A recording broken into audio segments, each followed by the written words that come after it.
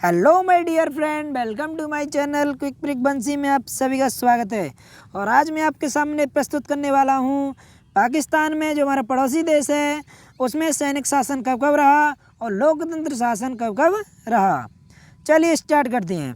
सबसे पहले जो पाकिस्तान का जन्म हुआ वो 14 अगस्त कब हुआ था? 14 अगस्त 1947 को पाकिस्तान का जन्म हुआ था और ये भारत के हिस्से में से टूटकर बना था। ठीक है, चलिए अब आगे बढ़ते हैं। पाकिस्तान में सबसे पहले या पहले संविधान के बनने के बाद देश के शासन की बागडोर, सबसे पहले जो देश के जो शासन की बागडोर जो हाथ में गई थी वो गई थी जनरल आयुब खान के। किसके हाथों में गई थी? जनरल आयुब खान के। संविधान बनने के बाद, ठीक है, अपने हाथों में इसने ले ली और जल्द ही अपना निर्वाचन भी इसने करा लिया। ठीक, उसने क्या निर्वाचन भी करा लिया जनरल आयुब खान ने।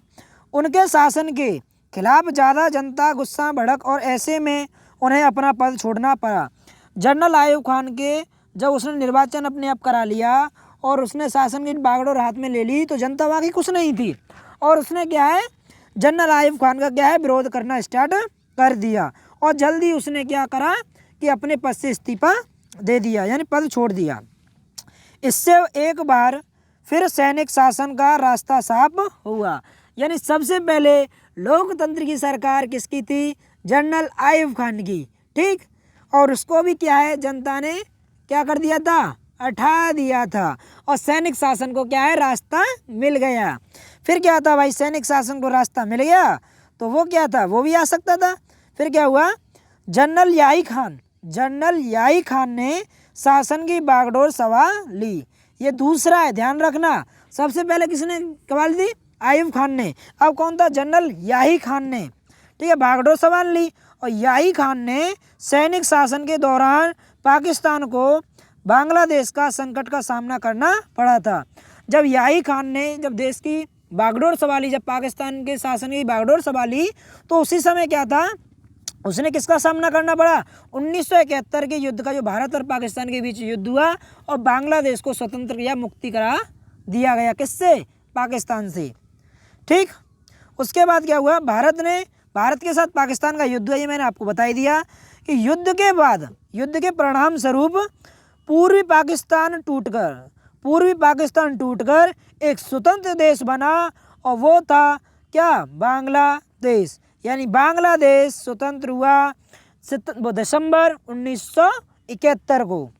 ठीक, इसके बाद पाकिस्तान में जुल्फिकार अली भुट्टो क्या था? उसके बाद क्या हुआ, पाकिस्तान में जुल्फिकार अली भुट्टो के नेतृत्व में एक निर्वाचन सरकार बनी। यानी ये क्या है, दूसरी क्या है, लोकतंत्र सरकार आई थी। और किसकी आई थी? जुल्फिकार अली भुट्टो की। ठीक है, और ये कब बनी थी? जो 1971 से 1977 तक कायम रही। कहाँ पर? पाकिस्तान में। ठीक, और यानी सैनिक शासन खत्म, याही खान का काम खत्म।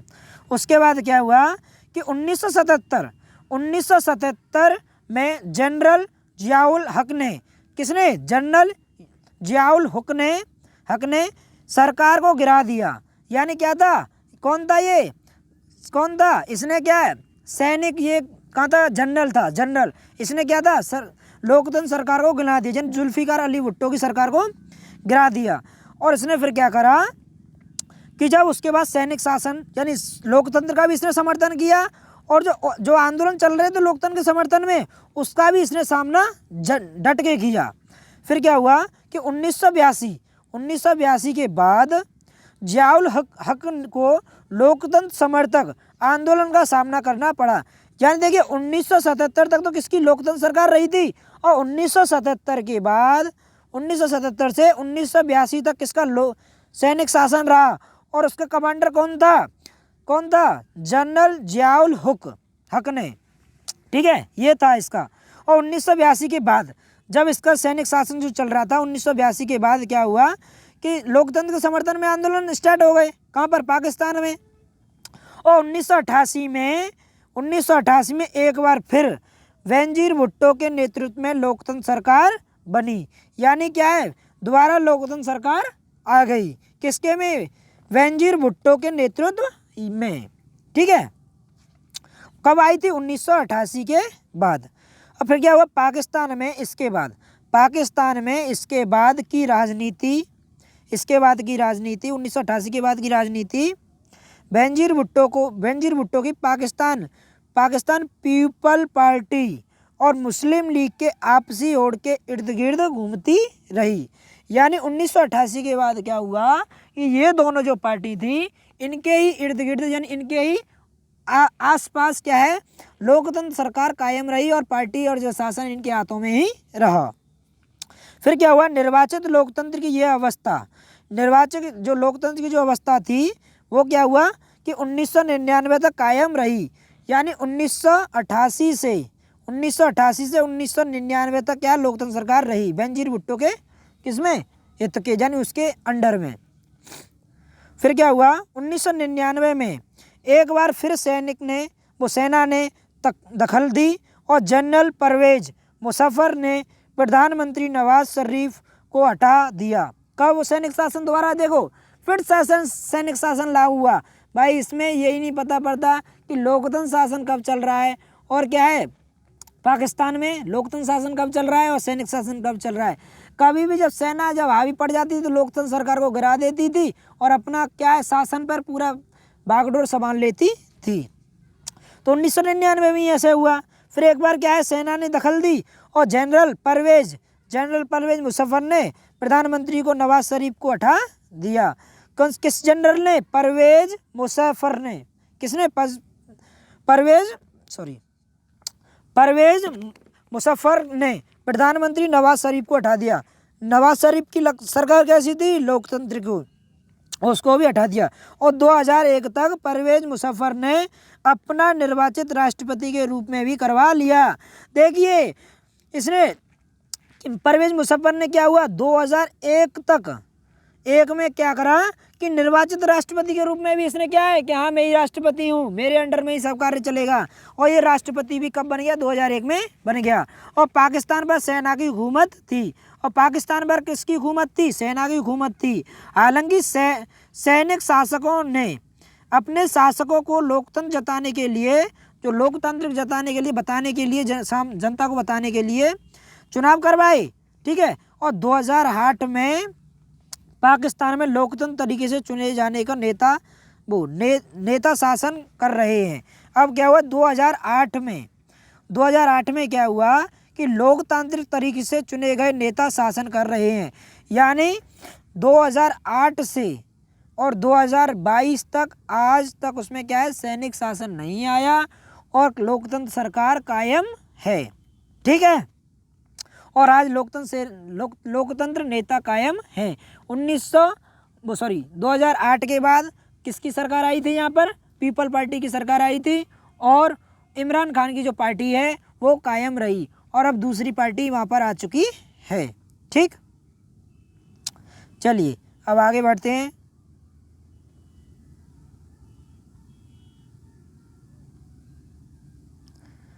पाकिस्तान में स्थायी न बन पाने के कई कारण थे।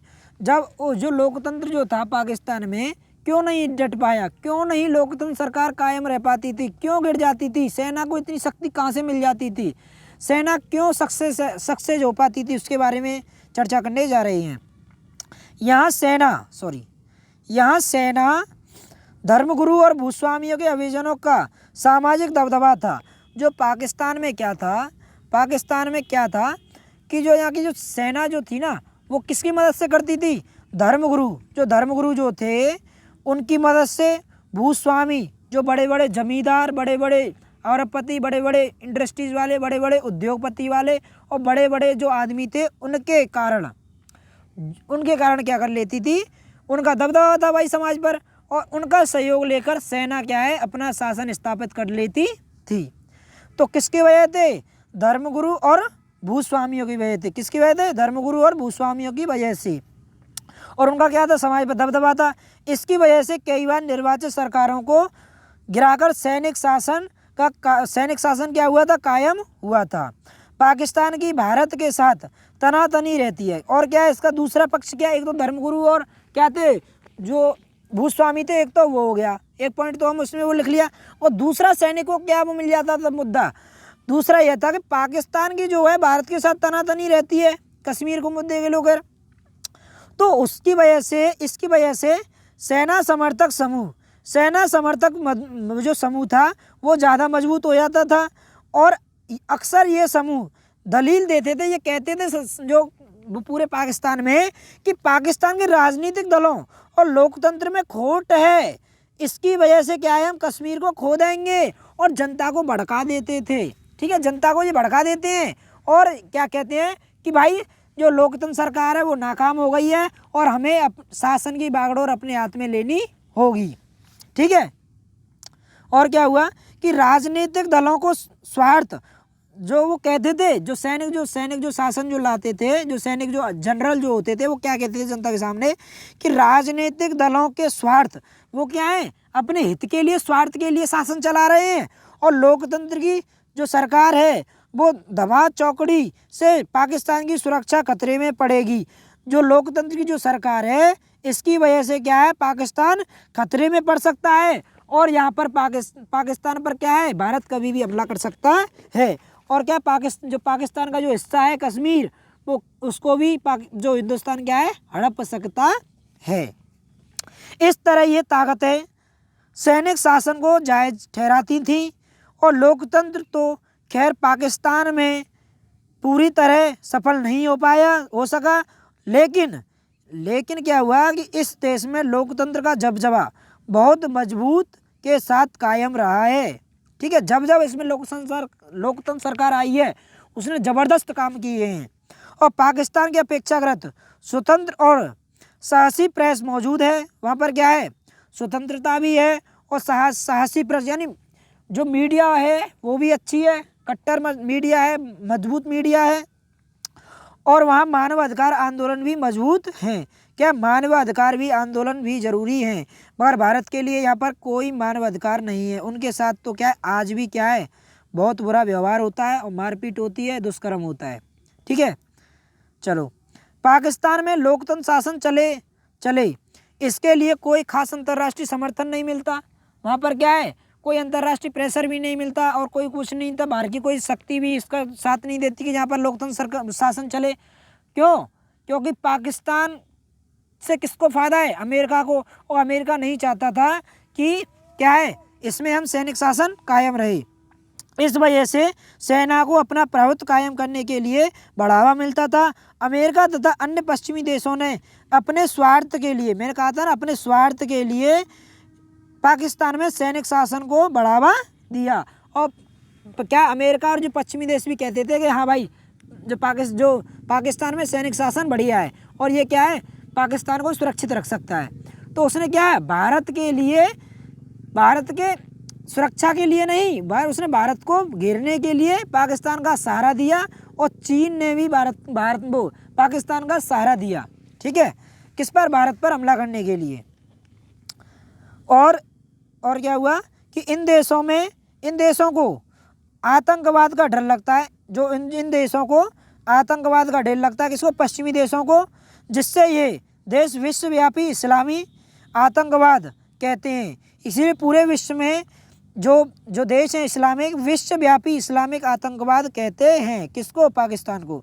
इन देशों को भी डर लगता है, सताता है कि पाकिस्तान के परमाणु हथियार कहीं इन आतंकवादी समूह के हाथ में ना लग जाएं।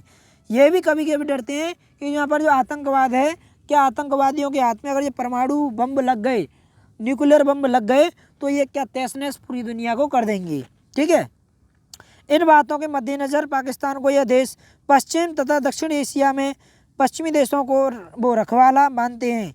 इसीलिए ये मानते हैं कि पाकिस्तान को ये देश, जो अमेरिका और जो पश्चिमी जो देश हैं, ये क्या कहते हैं कि पश्चिम और दक्षिण एशिया में पश्चिमी हितों का रखवाला मानते हैं, किसको, पाकिस्तान को। इसीलिए पाकिस्तान का ये समर्थन करते हैं और भारत का ये विरोध करते हैं। इस तरह यहाँ पर क्या है, कभी सैनिक शासन रहा, कभी लोकतंत्र सरकार रही। ये मैंने आपको सभी बता दिया है। इसके लिए अगर आपको कोई दिक्कत है, कोई परेशानी है, आप बेझिझक क्या है कमेंट कर सकते हैं, और मैं आपके तुरंत रिप्लाई दूंगा और आपके आंसर का जवाब दूंगा। अगर आपने मेरे चैनल को सब्सक्राइब नहीं किया तो मेरे चैनल को भाई ज़रूर सब्सक्राइब करें, आपकी मदद की मुझे बहुत ज़रूरत है। मिलते हैं अगली वीडियो में। जय हिंद,